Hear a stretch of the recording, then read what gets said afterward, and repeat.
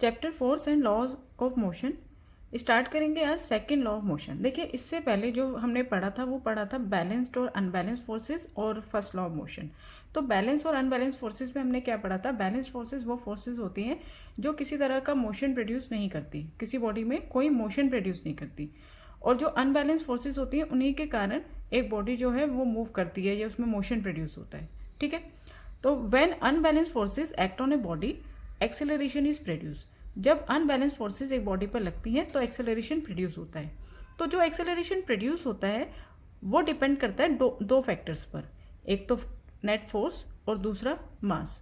ठीक है, अब सपोज कीजिए मैंने दो बॉल ली, इन दोनों का जो मास है वो सेम है, इन दोनों का मास सेम है, इसका भी एम है इसका भी एम है।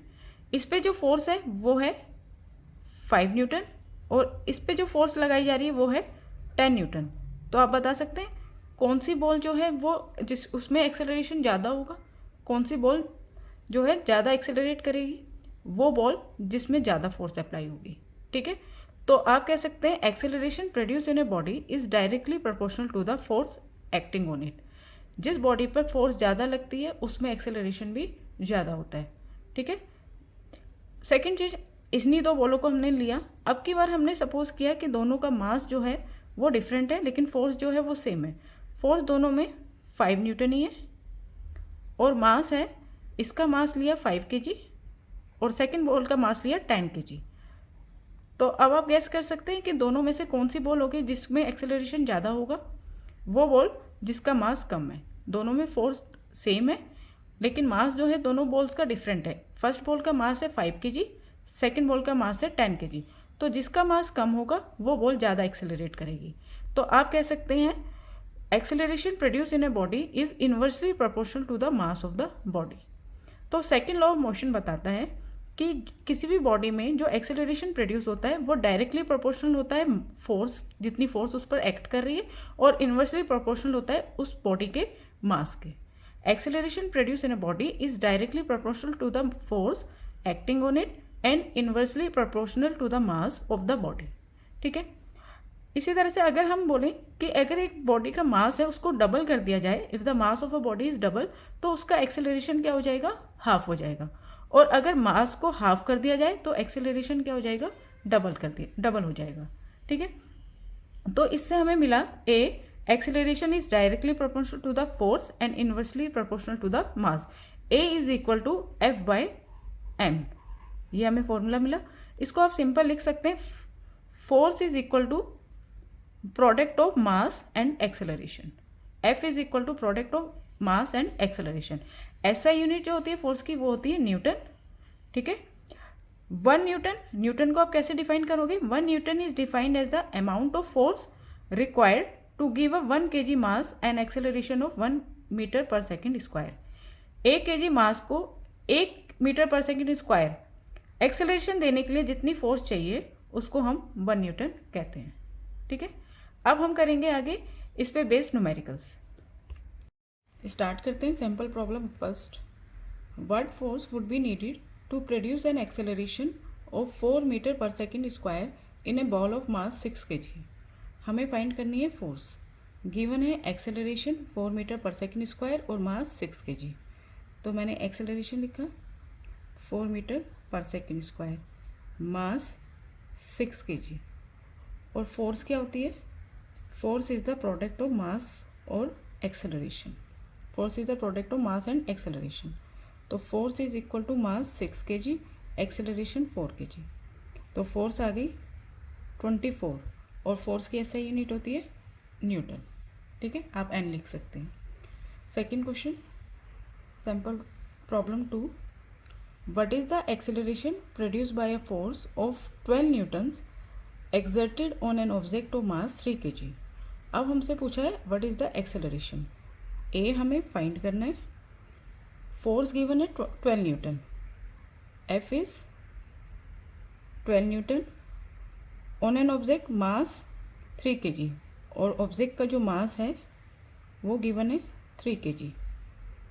तो जैसे कि मैंने इससे पहले वाली में बताया था, इससे पहले आपको कि ए क्या होता है? A is directly proportional to force और इन्वर्सली प्रोपोर्शनल टू मास, ठीक है। तो a is equal to F upon m, तो एफ हो गया 12 और मास हो गया 3, तो ए आ गया 4 metre per second square.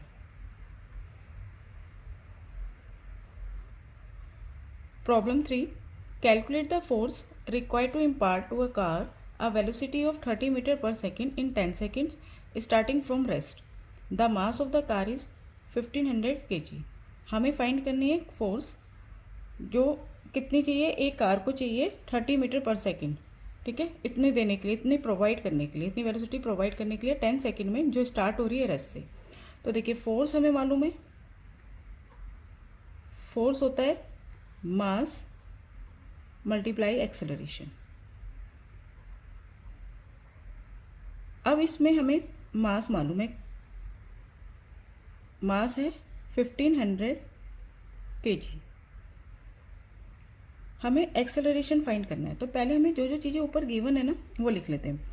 To impart a car a velocity of 30 metre per second in 10 second starting from rest, जो चीज़ रेस्ट से स्टार्ट हो रही है उसकी इनिशियल वेलोसिटी यानी जी यू हो गया 0, और उसने कितनी वेलोसिटी गेन करी है 30 metre per second, time 10 second, ठीक है। तो हम फाइंड कर सकते हैं a, acceleration is change in velocity यानी v minus u upon time. तो v है हमारे पास 30, u है 0 और टाइम है 10, तो ये आ गया 30 अपॉन 10 यानी 3 मीटर पर सेकेंड स्क्वायर। ये हमने एक्सेलरेशन फाइंड कर लिया। अब हम फाइंड कर सकते हैं force. Force is equal to mass into acceleration, तो force is equal to mass 1500 और एक्सेलरेशन 3, तो फोर्स आ गया 15 3 × 45 यानी 4500 न्यूटन।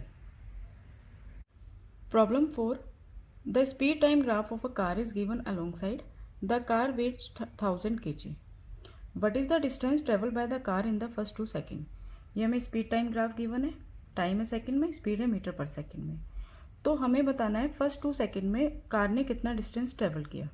तो देखिए 2 सेकेंड यहाँ तक हुए, तो हमें एरिया निकालना है अंडर ए बी और टाइम एक्सिस के बीच में यानी एक्स एक्सिस के बीच में, हमने इसको ज्वाइन कर दिया 2 सेकेंड तक, ठीक है। तो हमें इस वाले इतना जो एरिया है ये फाइंड करना है, ठीक है। 2 सेकेंड तक कितना एरिया हो गया यानी ए बी के अंदर और एक्स एक्सिस के अंदर, तो ये बन गया एक ट्राइंगल। तो इस ट्राइंगल का एरिया हमें फाइंड करना है, ठीक है। तो distance travelled in first 2 second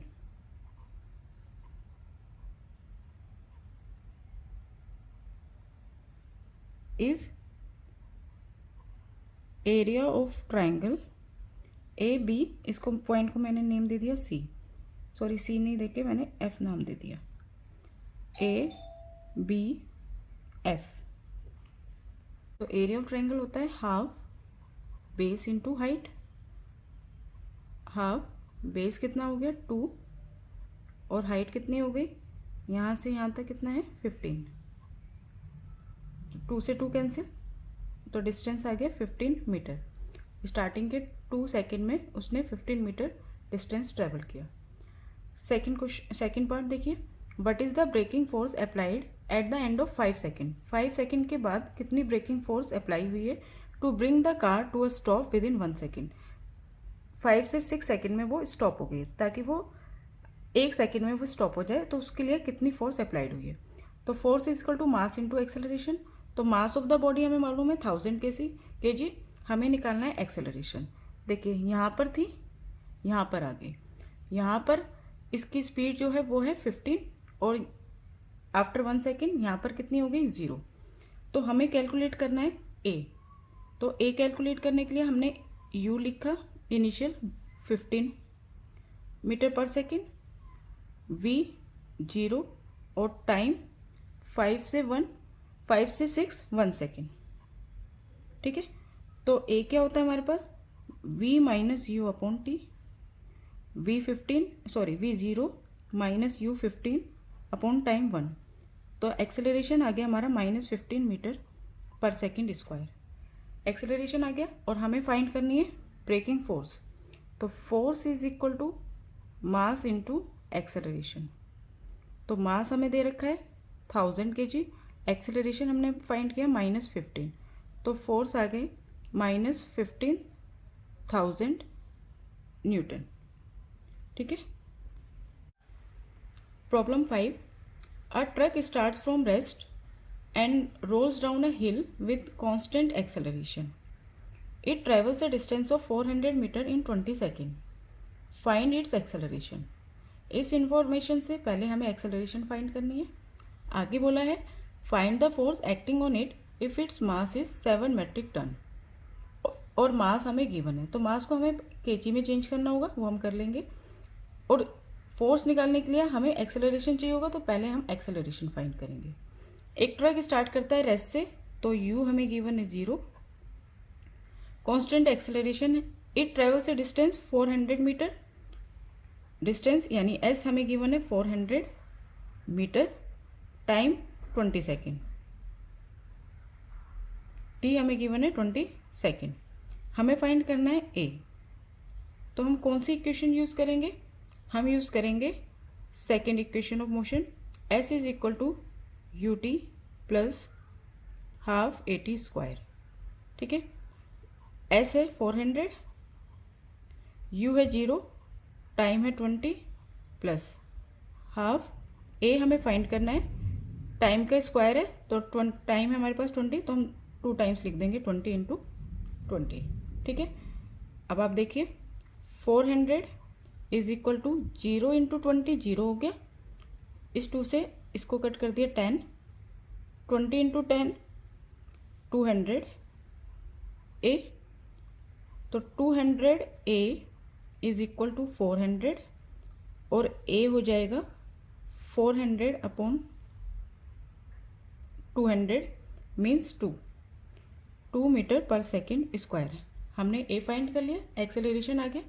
अब देखिए मास हमें गिवन है 7 मेट्रिक टन्स, 1 मेट्रिक टन्स में होते हैं 1000 kg, तो 7 मेट्रिक टन्स में होगा 7 मल्टीप्लाई 1000 यानी 7000 kg। ठीक है। मास को हमने kg में कन्वर्ट कर लिया।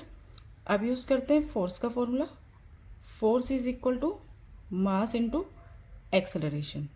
मास आ गया हमारे पास 7000, एक्सेलरेशन हमने फाइंड कर लिया 2, तो फोर्स हो गया 14,000 Newton. Problem 6, a force of 5 Newton gives A mass m1 and an acceleration of 8 meter per second square, and a mass m2 an acceleration of 24 meter per second square. What acceleration would it give if both the masses are tied up? अगर दोनों masses को हम एक साथ बांध दें तो क्या एक्सेलरेशन प्रोड्यूस होगा? देखिए फर्स्ट केस में फोर्स है 5 न्यूटन, मास है m1, एक्सेलरेशन है 8 मीटर पर सेकेंड स्क्वायर। ठीक है। तो force is equal to mass into acceleration, force हो गया 5, मास है m1, एक्सेलरेशन है 8, तो m1 क्या आ जाएगा 5 अपॉन 8 kg। ठीक है। m1 की वैल्यू क्या आ गई 5 अपॉन 8 kg। इसी तरह से हमने निकाला सेकंड केस, फोर्स सेम ही है 5 न्यूटन, मास है m2, एक्सेलरेशन है 24 मीटर पर सेकेंड स्क्वायर, तो force is equal to mass into acceleration, force 5, mass m2, acceleration 24, तो m2 क्या आ गया 5 अपॉन 24 kg। अब नया मास क्या है वो होगा m1 m2 को प्लस करके जो आएगा। ठीक है। इन दोनों मास को हमने टाइड कर दिया, तो टोटल मास कितना हो गया